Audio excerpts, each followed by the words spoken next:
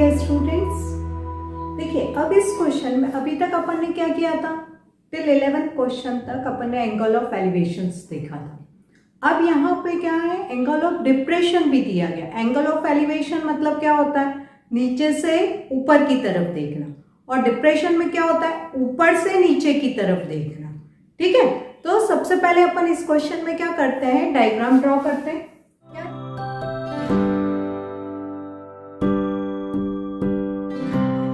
क्या दिया गया है, from the top of a 7 meter high building. अब आपको क्या कहा है, एक कोई बिल्डिंग है, उसकी हाइट कितनी दी गई है, 7 मीटर, और ये अपन बेस उसका ड्रॉ कर देते हैं विच इज ग्राउंड लेवल। ठीक है, the angle of elevation to the top of a cable tower is 60 degree. अब वो क्या कह रहा है कि इस बिल्डिंग के सामने क्या है, एक टॉवर है, केबल टॉवर है, ये देखो ड्रॉ हो गया। अब इस बिल्डिंग के टॉप से वो क्या कह रहा है, top of a 7 meter high building the angle of elevation of the top of a cable tower is 60 degree. अब देखो यहां से, किसके, यहां से टॉप से, बिल्डिंग के टॉप से किसका टॉप लेना है, केबल का टॉप लेना है। लीजिए थोड़ा सा तिरछे में लेना, एक ऐसे।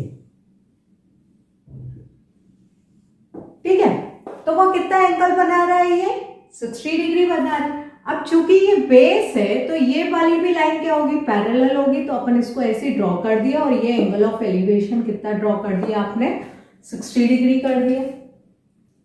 अब उसके बाद क्या कह रहा है, and the angle of depression of its foot is 45 degree. अब वो क्या कह रहा है, और इसके टॉप से डिप्रेशन कितना बन रहा है, 45। तो ये आपका क्या हो गया, हॉरिजॉन्टल लेवल हो गया। ये लाइन को आप क्या कह सकते हो, हॉरिजॉन्टल लाइन। नीचे वाली होती है तो ऊपर वाली डिप्रेशन के लिए जनरली अपन इसको क्या लेते हैं, हॉरिजॉन्टल लेवल लेते हैं। तो ठीक है, अब इससे आपका डिप्रेशन कितना बन रहा है, 45 बन रहा है। ठीक है, तो आपने ये ऐसे ड्रॉ किया, ये आपका 45 डिग्री हो गया। ठीक है, ठीक है। अब ये आपका एंगल ऑफ डिप्रेशन 45 हो गया है, पर आपको क्या पता है, ये दोनों लाइन क्या है, आपस में पैरेलल है ना। तो अगर ये 45 है तो ये भी 45 होगा। क्यों होगा भाई, बताइए जल्दी से।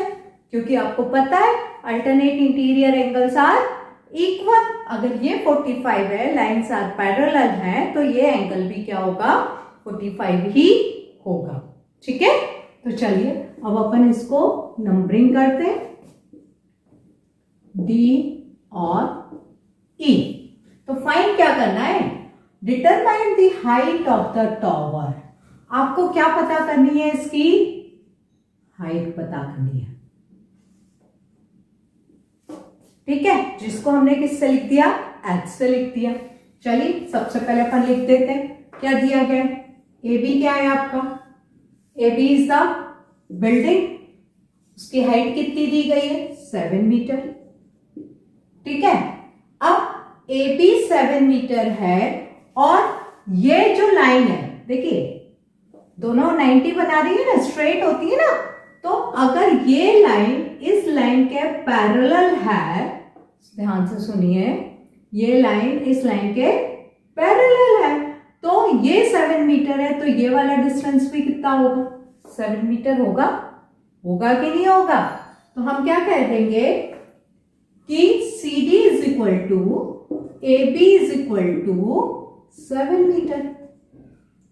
अब आगे बढ़ते हैं, आपका CE क्या है, जो कि आपको फाइंड करने पर है क्या, ये क्या है, height of the cable tower. यहां पे लिखा है ना हमने, केबल टॉवर, ये चीज, ये क्या है आपका, CD है। ठीक है, तो आपने क्या करना है, CE फाइंड करना है। चलिए स्टार्ट कर, पहले एंगल ऑफ एलिवेशन और लिख लीजिए। यहां पे है EAD, angle EAD which is equal to 60 degree, और DAC, angle DAC equal to angle ACB which is equal to 45 alternate interior angles, AIA alternate interior angles. Clear? चलिए स्टार्ट करते हैं। तो सबसे पहले अपन कौन सा एंगल ट्रायंगल लेते हैं? Triangle ABC। ये बहुत इजी हो जाएगा, इसलिए सबसे पहले मैं ये वाला ट्रायंगल कंसीडर करती हूँ। इन ट्रायंगल ABC, देखो मैंने आपको शुरू में ही बताया था इंट्रोडक्शन वीडियो में, अगर आपने मेरा वो वीडियो नहीं देखा है तो मैं रिकमेंड करूंगी कि आप वो वीडियो जरूर देखें। देखो उसमें क्या बताया था मैंने कि अगर कोई एंगल 45 होता है, किसका? कौन सा रेशियो का? 10 का। अगर 10 45 कंसीडर करते हैं अपन, तो उसका परपेंडिकुलर और बेस हमेशा क्या होता है? 7 होता है। बहुत इजी हो जाएगा इससे। अगर इसका परपेंडिकुलर 7 है तो डायरेक्टली आप क्या कह सकते हैं? बेस भी क्या होगा? 7 होगा। होगा कि नहीं होगा? तो चलिए यहां पे लिखते हैं 10 45 is equal to AB upon BC। ये कितना है? 1। AB अपॉन BC की तो वैल्यू दी है, सॉरी AB की तो वैल्यू दी है, अपॉन BC। तो BC भी आपका क्या हो गया? 7 मीटर हो गया। हो गया ना? ये भी आपका कितना आ गया? 7 मीटर। अगर आपका BC 7 मीटर है तो ये लाइन इस लाइन के पैरेलल है, तो AD भी क्या हो जाएगा? AD भी क्या हो जाएगा? 7 मीटर हो जाएगा। तो ये भी क्या होगा आपका? होगा कि नहीं होगा? तो यहां पे लिखते हैं अपन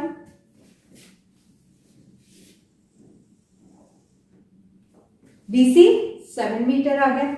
देयरफॉर क्या कह सकते हो आप कि AD which is equal to BC which is also equal to 7 meter. Now consider another triangle. In triangle AED। अब इस ट्रायंगल में आपको क्या करना पड़ेगा? आपका ये दिया हुआ एंगल ऑफ एलिवेशन, बेस आपको दिया हुआ है, आपको फाइंड क्या करना है? टोटल हाइट फाइंड करनी है ना? करनी है ना? तो अब देखो, अगर आपने ये वाला पार्ट कंसीडर किया, ठीक है, ये वाला ट्रायंगल AED कंसीडर करें, यानी आप हाइट कौन सी कंसीडर करोगे? ये करोगे।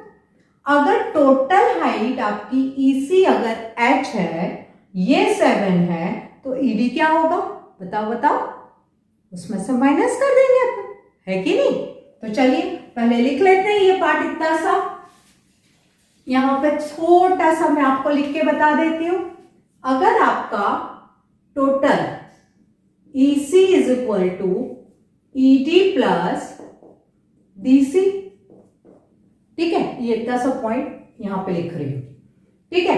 अब आपका EC कितना है? आपने H कंसीडर किया। ED आपको पता नहीं है, which will be as it is. DC आपने already found which is 7 meter, ठीक है। तो ED का वैल्यू क्या हो जाएगा? H minus 7 equal to ED। यहां तक समझ में आ गया? ठीक है। तो चलिए अब अपन ट्रायंगल उठाते हैं, ये AED में एंगल ऑफ एलिवेशन क्या दिया है? 60 डिग्री, ठीक है। आपका परपेंडिकुलर क्या है? ED। बेस आपका क्या है? AD। tan 60 की वैल्यू क्या होती है? √3। ED कितना है आपका? H minus 7। AD कितना है आपका? अभी हाल आपने लिखा था 7, ठीक है। तो यहां पे करिए cross multiply. 7√3 is equal to H minus 7, और क्या कह सकते हैं? 7√3 प्लस 7 इक्वल टू H, और क्या कह सकते हैं?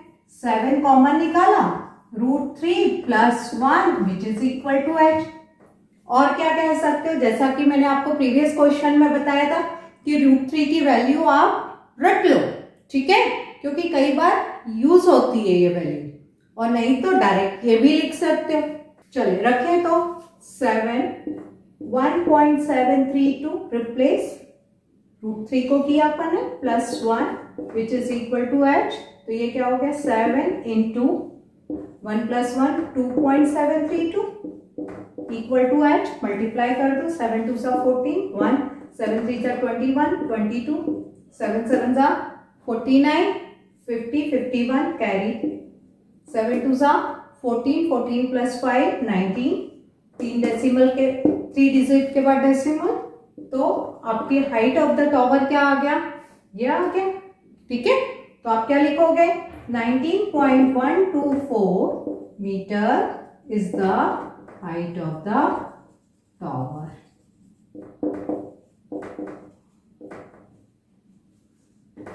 This is your answer. ठीक है, यही फाइंड करना था ना। ठीक है, बस थोड़ा सा ध्यान रखने की जरूरत है एंगल ऑफ डिप्रेशन में, कब एंगल कहाँ कैसे बनता है, इतना सा। ठीक है, चलिए, थैंक यू।